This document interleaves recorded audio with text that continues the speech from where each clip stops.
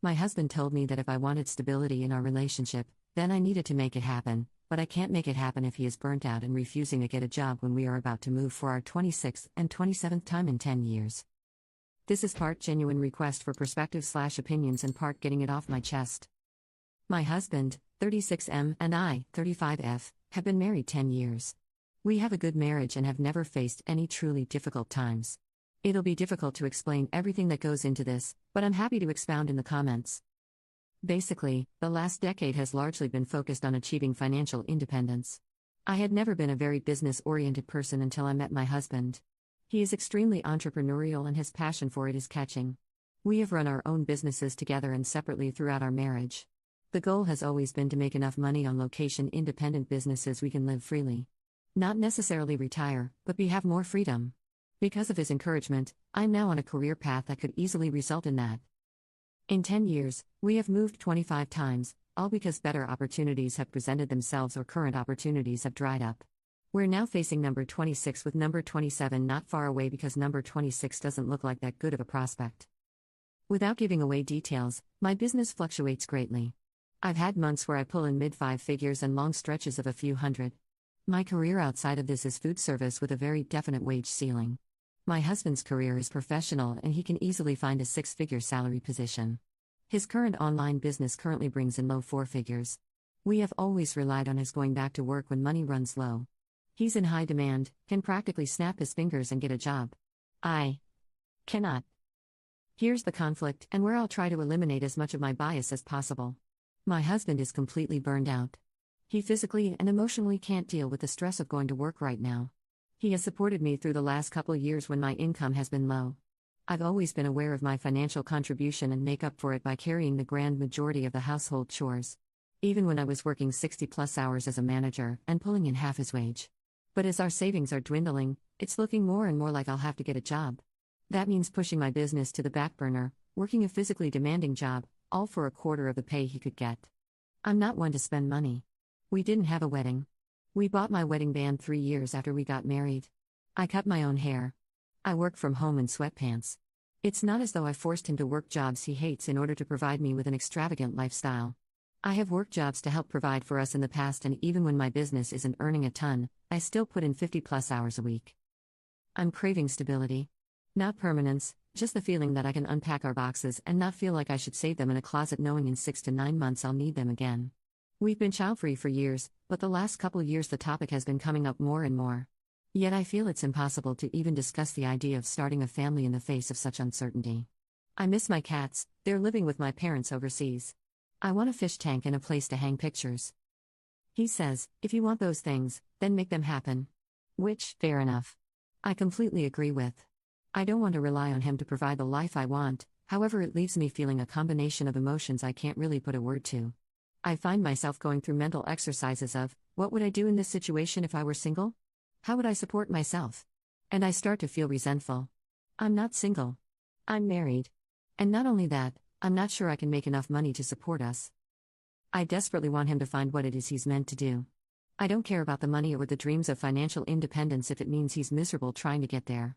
He's been trying to work out which direction to change to for the past year and has yet to come up with anything solid. I know it's all about give and take, but I can't help but feel. I don't know. I don't have the words. And I'm at a complete loss as to how we resolve this. BTW, we have talked about all of this about 1,957 times already. There is nothing written here he hasn't heard before. Edit, I appreciate all the comments and opinions.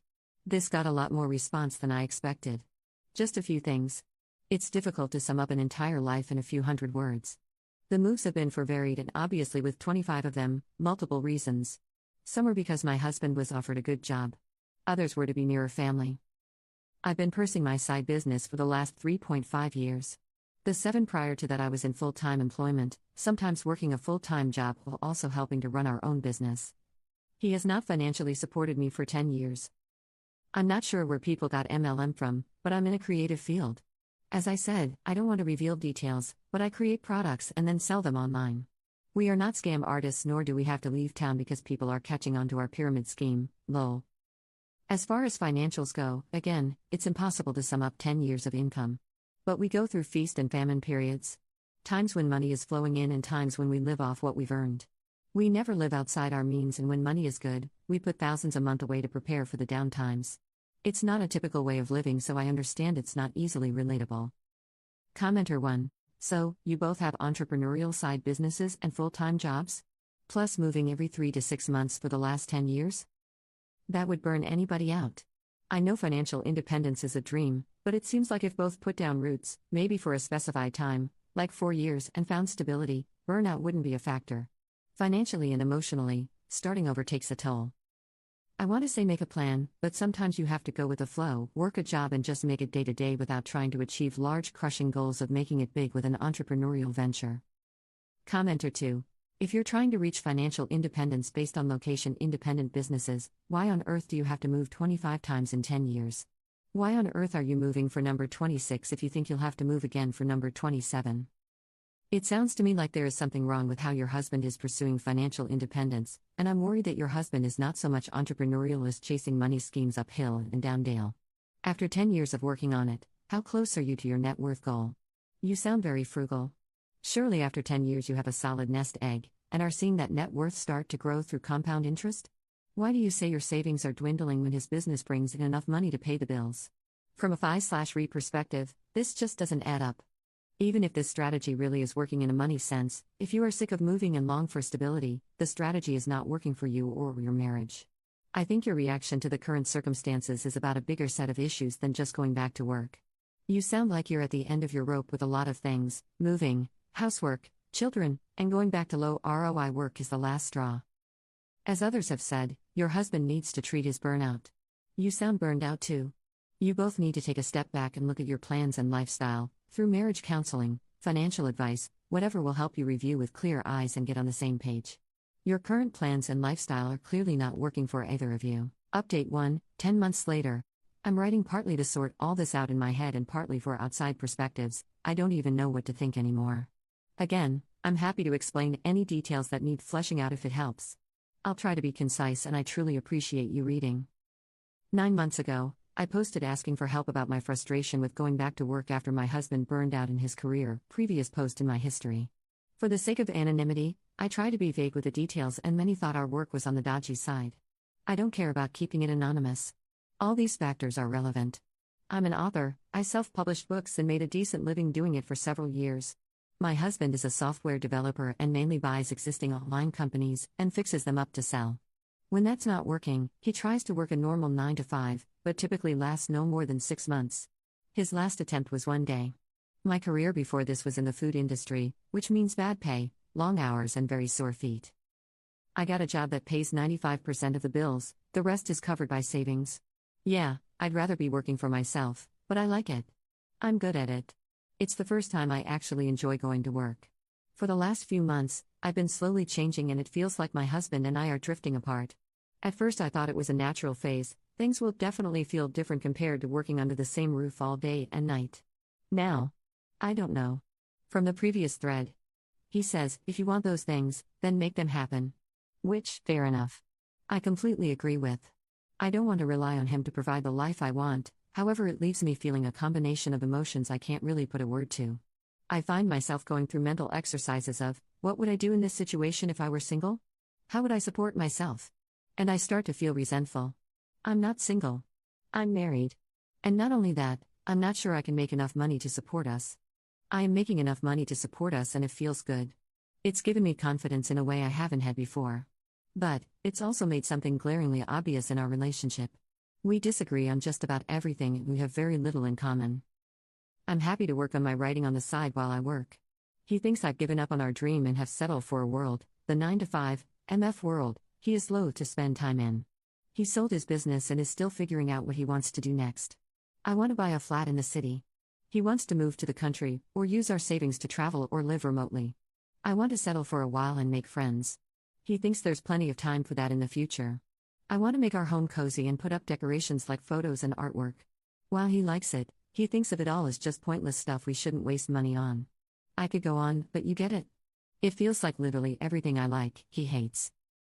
I've also realized that most of the moves, most of the big decisions were things I went along with. I'm not saying he bullied me or anything, just that I didn't feel too strongly one way or the other, so tended to go with what he wanted.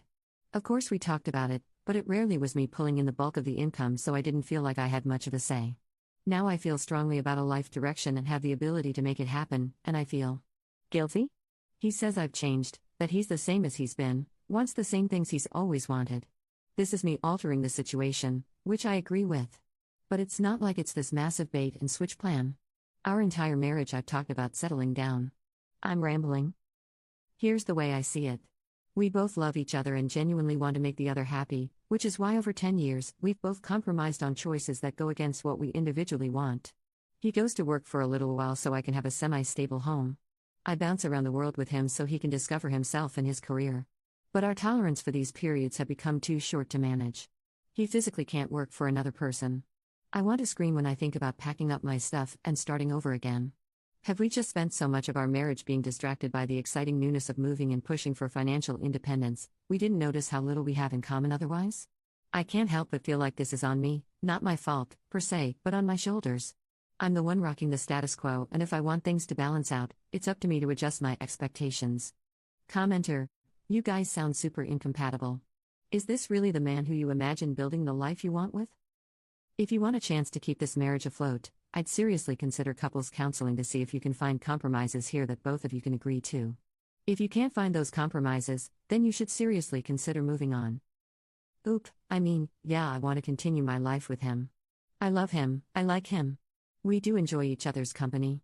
I really think these problems are probably for a professional. Update 2, 7 years later.